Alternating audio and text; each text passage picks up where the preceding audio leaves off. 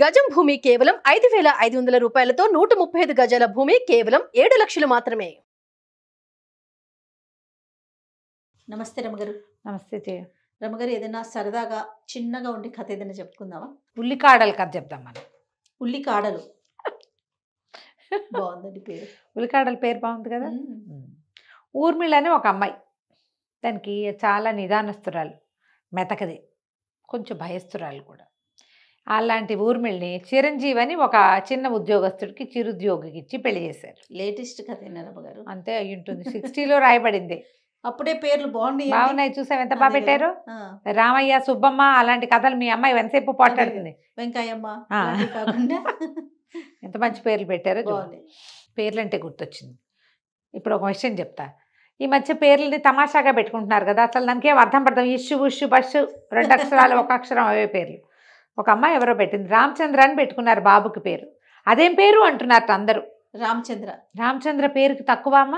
ఎంత మంచి పేరు, ఎంత మంచి పేరు, ఎంత చక్కటి పేరు. అసలు రామ అని పిలుచుకోవచ్చు కదా. అదే కదా పుణ్యం పురుషార్థం. మీ పేరుందనా? నా పేరు లేకపోతే ఎవరైనా పిలవడానికి రామ అని పిలిస్తే ఎంత మంచిది. అద్భుతం కదండి కదా. నా పేరు ఉంటే ఏమి, నా పేరుతోటైనా బోళ్ళంత భుక్తి వస్తాయి. అప్పుడు నాకే రావాలి రమగారు. ఎన్నిసార్లు పిలుస్తాను నేను రమగారు రమగారు రమగారు. మరి నువ్వు సీఈఓ అవ్వలేదు. ఏంటి మీ పేరు పిలిచే? నా పేరు పిలిచి కాదు, నా పేరు పిలవడం వల్ల వచ్చే ప్రయోజనం భగవంతుడి అనుగ్రహంతోనా? లక్ష్మీదేవి అనుగ్రహించింది. నేను థ్యాంక్ యూ సో మచ్. చెప్పలేకపోతాం కదా. అంతే కదండి. భగవంతుని నామస్మరణప్పుడు ప్రత్యేకించి పిలవకుండా వ్యక్తుల ద్వారా పిలిచే అవకాశం కదా. అందుకే మనం దేవుడి పేర్లు పెట్టుకుంటాం జయ. అమ్మాయికి చాలా ధైర్యం చెప్పా, ఏం పర్వాలేదు, పెద్దయ్యాక పిల్లాన్ని అందరూ ఏడిపిస్తారేమో అని బాధపడుతోంది. అమ్మాయి బాధపడుతోంది. ఎందుకు బాధపడతావమ్మా, చక్కటి పేరు, ఎంచక్క చాలా మంచి పేరు పెట్టుకున్నావని. చాలా బాగుంది. ఈ వీడియో అమ్మాయికి నేనే పెట్టాలి స్వయంగా. పెట్టేయండి. చక్కటి పేరు. ఒకవేళ ఈ పేరు బాగులేదు అన్న వాళ్ళు ఎవ్వరు మనుషులుగా పరిగణించడానికి కూడా పనికిరారు. Oh my god. ఇది బాగులేదంటారా జయ ఎవరైనా? పైగా ఎవరి పేరు వాళ్ళ ఇష్టం కదా. దీనికి అర్థం లేకపోతే ఆలోచించాలి. పరమార్థం కలిగిన పేరు కదా. పలకటానికి ఎంత బాగుంది ఉంది కదా రమగారు. చక్కగా రామని పిలుచుకోవచ్చు, చంద్ర అని పిలుచుకోవచ్చు, రామచంద్ర అని పిలుచుకోవచ్చు. రామచంద్ర ఎంత బాగుంది అసలు. అనడానికే ఎంత బాగుందో చూడు, మనసు నిండిపోయేలాగా. ఏమిటో బాగులేదు ఇదేం పేరు అని ఎవరైనా అడుగుతారా దాన్ని? అంతే కదా. చాలా బాగుంది రమగారు, నిజంగా బాగుంది. ఆవిడకి చెప్పండి. అదే కదా. సరే, ఓకే. అయితే ఊర్మిళ చిరంజీవి పెళ్లి చేసుకున్నారు. అయితే ఈ చిరంజీవి పరమ అసహనం, మహాకోపిష్టి, దురుసు, ఏదో చేసేవాడు ఉద్యోగం.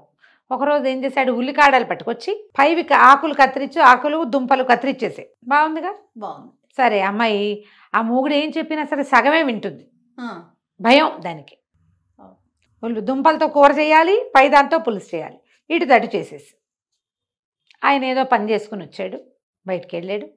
మరి గుడికి వెళ్ళి వస్తాను, గుళ్ళోంచి తిరిగి వచ్చాక అన్నం తింటానన్నాడు. ఇంటికి రాగానే సరే పేటేసింది, అన్నం పెట్టింది. తీరా చూస్తే ఆ ఉల్లికాడలతోటేమో కూర చేసి పెట్టింది, ఆ దుంపతోటి ఉల్లిపాయలతోటేమో పులుసు చేసేసరికల్లా భార్యను ఉంచి దభిమని కొట్టేశాడు.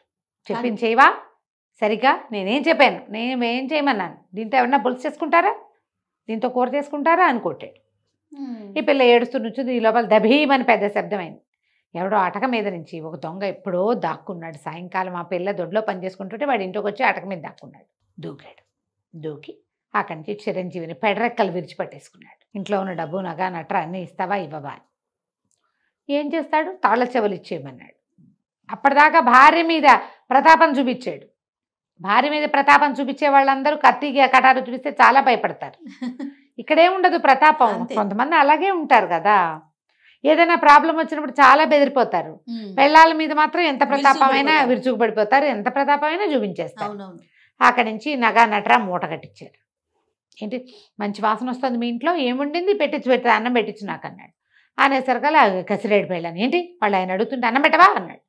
అనేసరికల్లా దొంగ గారికి అన్నం పెట్టమని కత్తి అనేసరికల్లా దొంగ అన్నాడు, నేనే అరవాలి, నువ్వు అరవకూడదు, నువ్వు నోరు మూసుకుని ఉంచో అనేసరికల్లా అమ్మాయి ఏం చేస్తుంది, మొగుడు కోసం పీటేసి కంచపెట్టిందిగా, తినేసాడు చక్కగా. మళ్ళీ ఇంకో పేటేసి కంచం తెచ్చిపెట్టింది, తన కోసం వండుకున్న అన్నం తెచ్చిపెట్టి ఆయన కూర పులుసు వేసి ఎంత బాగుంది, ఎంత బాగుంది, ఆకుకూర కాడలతో కూర చేసుకుంటారా అమ్మాయి, ఎంత బాగా చేసావు అని కూర అన్న అంతా కలుపు తిన్నాడు.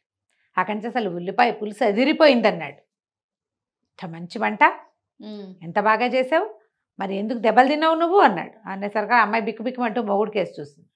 చూసారు కల్లా దొంగ అన్నాడు, నేను అసలు దొంగని ఎందుకయ్యానో తెలుసా నీకు, మా నాన్న తాగుబోతు, మా అమ్మని తెక్కొట్టేవాడు, ఎప్పుడూ కొట్టుకు తెచ్చేవాళ్ళు, అన్నిటికీ కొట్టేవాడు, ఇంట్లో ఉండలేక పారిపోయా, చదువు సంధ్య రాలా నాకు, ఏమీ చేయలేక దొంగయ్యా. ఓకే, నువ్వు ఎంతసేపు గొడవ చేస్తుంటే మీ ఇంట్లో పిల్లలు ఎట్ట బాగుంటారు, మా నాన్న కనుక అంత తాగుబోతు కాకపోయినా, లేదా మా అమ్మని అంత కొట్టకపోయినా, తాగినా ఆయన దగ్గర ఆయన తాగి పడుకున్నాడు అనుకో, ఏదో మా రకంగా మేము పోయేవాళ్ళము ఎడగొట్టక, అంతేగా. అంతేగా. నువ్వు ఇంటికి వచ్చి రోజు కొట్టి ఆవిడ ఏడ్చి అన్నం వండలేక దెబ్బలు తిన్న ఆవిడ ఏం వండుతుంది, వంట చేయలేదు కదా, ఇంకేం పని చేస్తుంది, ఎట్లా పిల్లల్ని పెంచుతారు అలాంటి తల్లులు.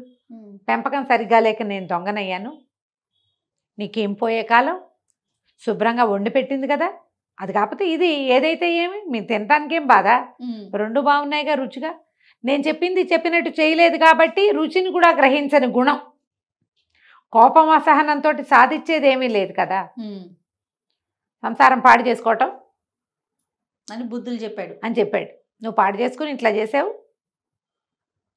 ఇట్లా చేస్తున్నావు, రేపొద్దుంది నాలాంటి దొంగకి ఇంకొకటికి తండ్రి అవుతావు నువ్వు, నాలాంటి వాడే మీ ఇంట్లో నుంచి వెళ్ళి ఇంకెవరింటోనో దొంగతనం చేస్తాడు అని చెప్పి, అమ్మాయి ఈ నగ నట్రా తీసుకో, చక్కగా పెట్టావు భోజనం, ఎన్నాళ్ళలో అయింది ఇంత మంచి కూర పులుసు తిను అని మూట కట్టించిన నగలన్నీ ఎత్తి ఊర్మిళ చేతిలో పెట్టాడు. వెళ్ళొస్తానని చీకట్లో కలిసిపోయాడు. అక్కడి నుంచి చిరంజీవి ఏనాడు అమ్మాయిని ఏం అనలేదట. ఎందుకంటే ఇది చూడు ఎంత చిన్న కథ జయ, తండ్రుల తల్లుల దుష్ప్రవర్తన తర్వాత తరాన్ని విపరీతంగా పాడు చేస్తుంది. పెద్ద ఉల్లికాడల మీద కొట్లాడుకోవడం చిన్న విషయంగా మనకు నవ్వుతూ కనిపిస్తుంది, ఇలాగే పోట్లాడుకుంటారు. పెడితే పెట్టావని, పెట్టకపోతే పెట్టలేదని, కాఫీలో పాలు ఎక్కువైనాయని, లేదా డికాక్షన్ తక్కువైందని, టీ పొడి ఎక్కువ వేసావు తక్కువ వేసావని దాని మీద కొట్టుకుంటారు. కొడతారు కూడా జయ, చెయ్యి విసిరేసేస్తారు, ప్రతి దానికి తగాదా పడతారు. తండ్రులే కాదు తల్లులు కూడా చేస్తారు. తల్లులు కూడా పిల్లల్ని ముందు అది పెట్టి తర్వాత ఇది పెట్టాలి, నేను చెప్పాక నేను చెప్పింది చెప్పినట్టు ఎలా చెప్పానో అలాగే చెయ్యి.